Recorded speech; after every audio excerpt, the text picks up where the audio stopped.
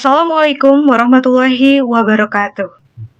Puji syukur marilah kita panjatkan kehadirat Allah Subhanahu wa Ta'ala, karena atas berkat dan rahmat-Nya lah kita dapat bertemu kembali. Tak lupa salawat serta salam semoga tercurah limpahkan kepada junjungan Nabi besar Nabi Muhammad SAW. Yang terhormat kepada Ibu Berlian Nurisyanti Mahardika, MPD, selaku dosen pengampu mata kuliah e-commerce, dan teman-teman RA11 Manajemen yang berbahagia. Sebelum kita memulai presentasi kali ini, alangkah baiknya kita mengucapkan basmalah bersama-sama. Bismillahirrahmanirrahim. Baik, selanjutnya izinkan kami untuk memperkenalkan diri. Perkenalkan, nama saya Irna Siti Saro sebagai moderator yang akan memandu presentasi kali ini, dan rekan saya sebagai pemateri yaitu Asep Maulana, Intan Sapitri, Rifki Riansyah, Risti Apriliani, dan Piki Pidi Fitri. Di sini kami kelompok 3 RA11 Manajemen akan membahas materi tentang yang pertama, sistem informasi manajemen, yang kedua, sistem informasi manajemen dalam e-commerce, dan yang terakhir, e-commerce untuk pemasaran produk. Sebelum memulai pembahasan materi kali ini, saya akan menjelaskan sedikit tentang manajemen e-commerce.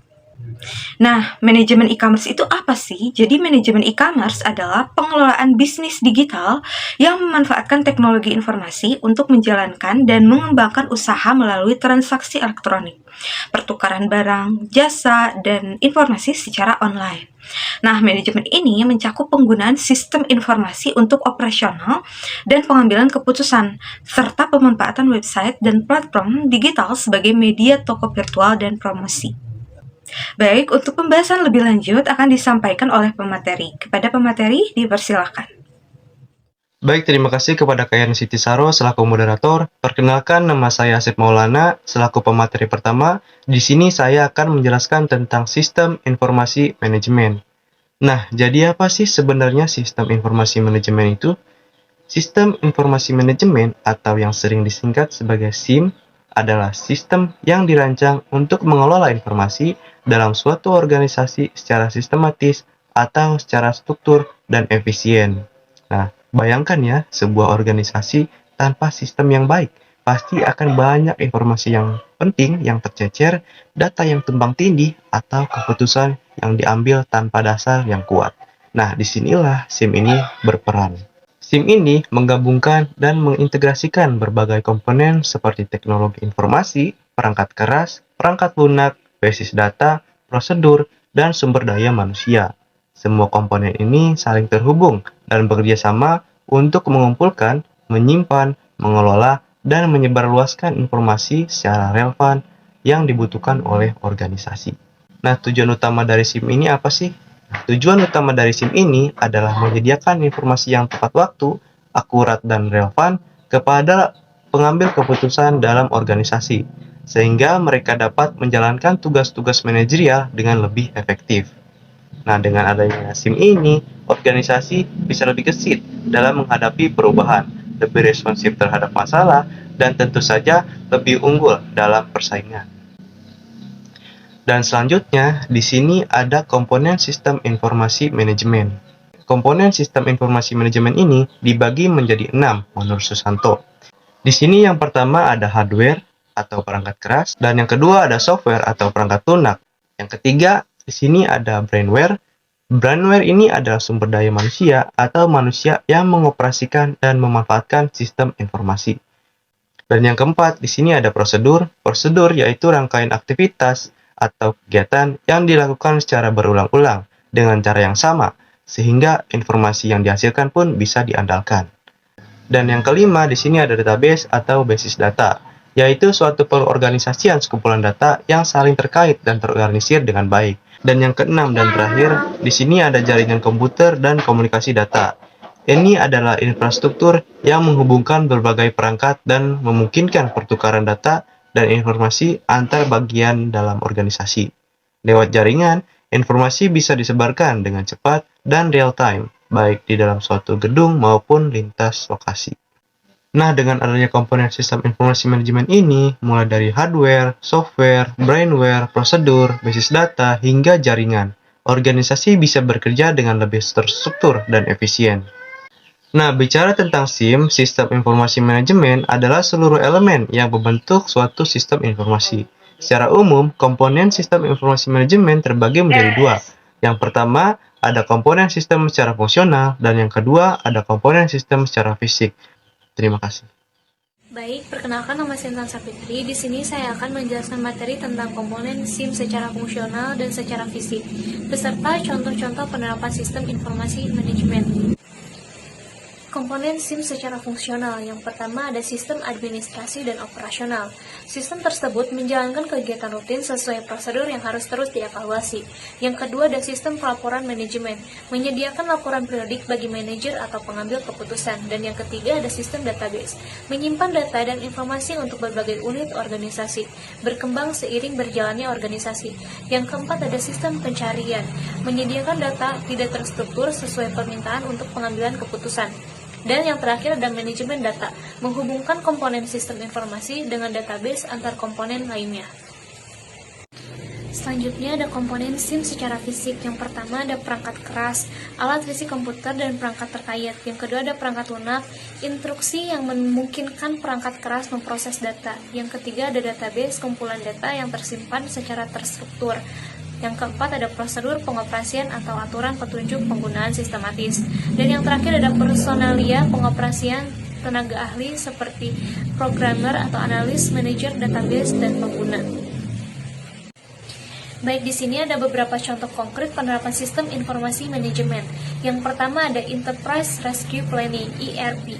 Sistem ERP biasanya digunakan oleh sejumlah perusahaan besar dalam mengelola manajemen dan melakukan pengawasan yang saling terintegrasi.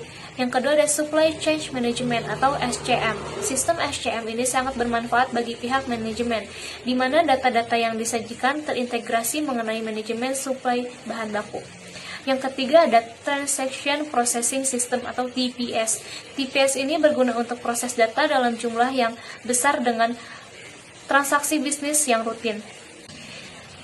Yang keempat ada Office Automation System atau OAS. Sistem aplikasi ini berguna untuk melancarkan komunikasi antar departemen dalam suatu perusahaan dengan cara mengintegrasikan server-server komputer pada setiap user di perusahaan. Yang kelima ada Knowledge Work System atau KWS. Sistem informasi KWS ini mengintegrasikan suatu pengetahuan baru ke dalam organisasi. Yang keenam ada Informatic Management System atau IMS. IMS berfungsi untuk mendukung spektrum tugas-tugas dalam organisasi yang juga dapat digunakan untuk membantu menganalisa pembuatan keputusan.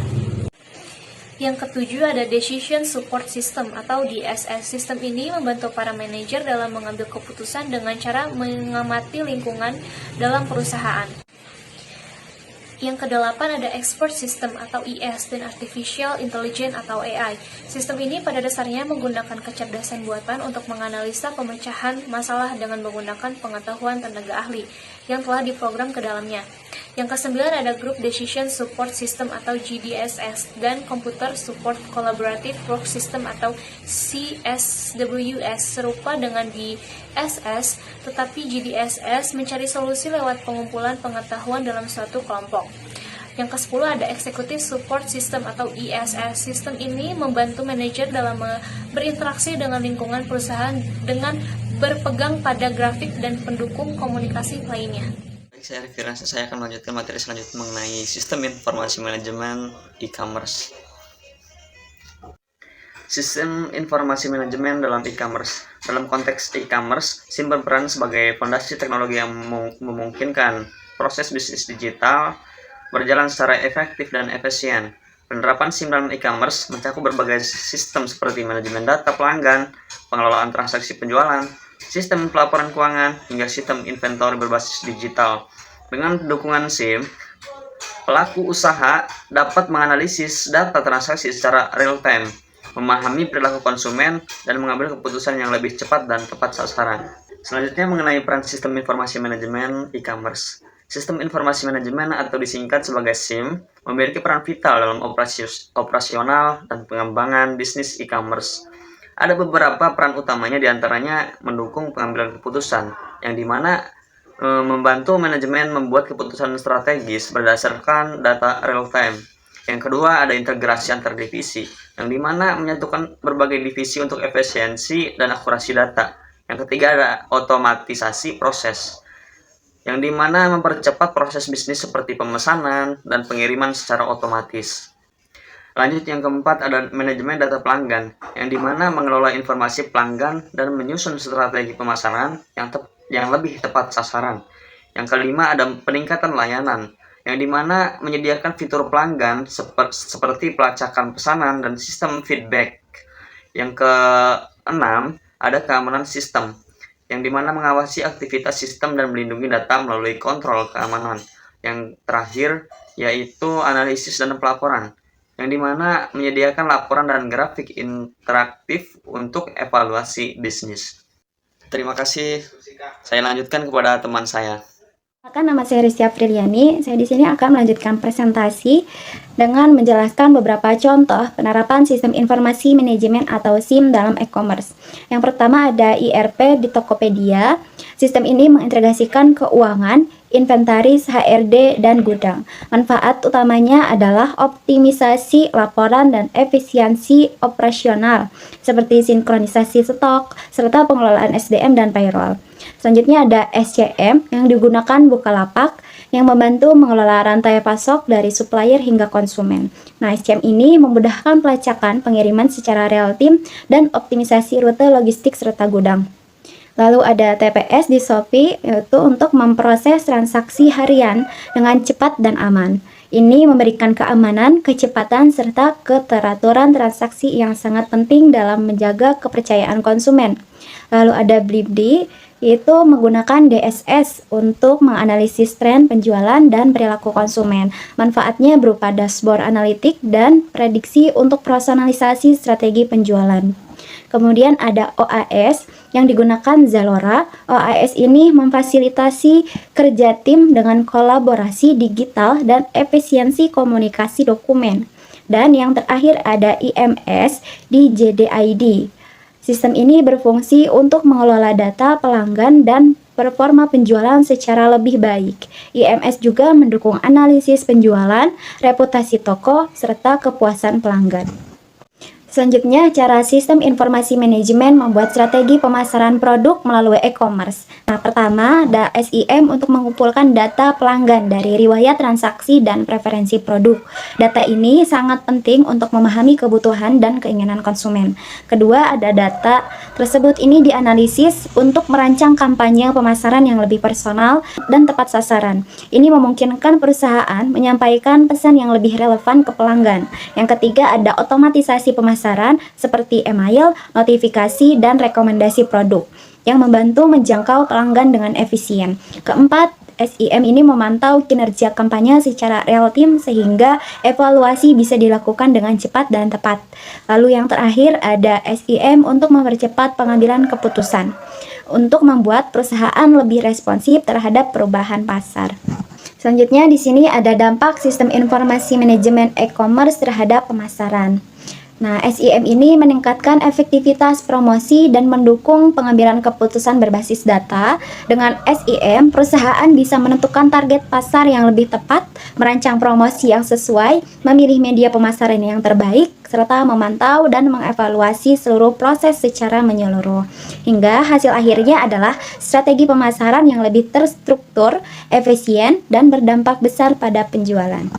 Mungkin cukup sekian pemaparan materi dari saya. Untuk selanjutnya saya serahkan kepada pemateri selanjutnya. Terima kasih. Materi selanjutnya yaitu e-commerce untuk pemasaran produk. Contoh e-commerce untuk pemasaran produk. Ada beberapa platform e-commerce. Yang pertama, Tokopedia. Tokopedia adalah platform marketplace yang memungkinkan pelaku UMKM dan brand besar memasarkan produk secara online melalui fitur toko digital, iklan berbayar, dan juga kampanye promosi. Contoh fitur ini yaitu rekomendasi produk otomatis, iklan berbayar berdasarkan keyword, dan juga promo bundling dan flash sale. Yang kedua ada Shopee. Shopee menyediakan berbagai fitur pemasaran seperti Shopee Live, Shopee Pay, dan Shopee Ads yang memungkinkan penjual untuk mempromosikan produk secara langsung dan interaktif. Contoh fitur ini yaitu live streaming promosi produk, voucher toko, dan juga gratis ongkir ataupun sistem poin dan ulasan pelanggan. Yang ketiga ada Blibli. Blibli menawarkan solusi pemasaran produk bagi brand melalui personalisasi halaman toko, program loyalitas pelanggan, dan juga kampanye tematik nasional seperti beli-beli histeria. Contoh fitur ini yaitu loyalty program, promo musiman, dan juga integrasi dengan media sosial. Yang keempat ada Sosiola. Sosiola adalah e-commerce khusus kecantikan yang memanfaatkan sistem informasi pelanggan CRM dan fitur beauty profile untuk memasarkan produk yang sesuai dengan karakteristik konsumennya. Contoh fitur ini yaitu rekomendasi personalisasi produk review pelanggan sebagai strategi pemasaran dan juga kampanye digital influencer. Selanjutnya ada cara-cara menggunakan e-commerce untuk pemasaran produk. Yang pertama, membuka toko di platform digital. Caranya masuk ke marketplace seperti Tokopedia, Shopee, dan lain sebagainya untuk jangkauan lebih luas. Yang kedua ada optimalisasi konten produk. Caranya deskripsi dengan jelas, foto yang menarik, dan juga kata kunci relevan tingkatkan penjualan. Yang ketiga ada menggunakan fitur promosi. Caranya memanfaatkan ads, voucher, ataupun bundling, dan promo musiman berbasis data. Yang keempat ada mengelola hubungan pelanggan CRM. Caranya yaitu kirim email promosi, beri diskon personal, dan juga kumpulkan ulasan. Baik, di sini saya akan menyampaikan materi tentang manfaat e-commerce untuk pemasaran produk. E-commerce memiliki beberapa manfaat untuk pemasaran produk, yaitu yang pertama, meningkatkan visibilitas produk.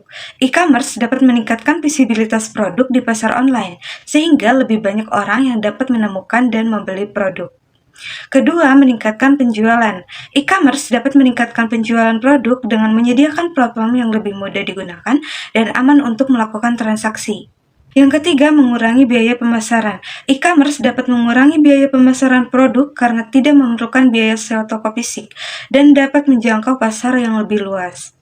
Yang keempat, meningkatkan kepuasan pelanggan. E-commerce dapat meningkatkan kepuasan pelanggan dengan menyediakan informasi produk yang lebih lengkap dan akurat, serta proses pengiriman yang cepat dan efisien. Yang kelima, meningkatkan loyalitas pelanggan. E-commerce dapat meningkatkan loyalitas pelanggan dengan menyediakan pengalaman belanja yang baik dan memuaskan, sehingga pelanggan lebih cenderung untuk kembali membeli produk. Yang keenam, mengakses pasar global. E-commerce dapat membantu perusahaan menjangkau pasar global sehingga dapat meningkatkan penjualan dan pendapatan. Dan yang terakhir ada meningkatkan kompetitivitas. E-commerce dapat meningkatkan kompetitivitas perusahaan dengan menyediakan platform yang modern dan inovatif untuk memasarkan produk. Dengan demikian, e-commerce dapat membantu perusahaan meningkatkan penjualan, pendapatan, dan kompetitivitas di pasar yang semakin global dan digital. Karena pembahasan materi sudah selesai, maka di sini saya akan menyampaikan kesimpulan dari pemaparan materi kali ini. Kesimpulannya yaitu, Sistem Informasi Manajemen atau SIM berperan penting dalam mendukung e-commerce, khususnya dalam pemasaran produk.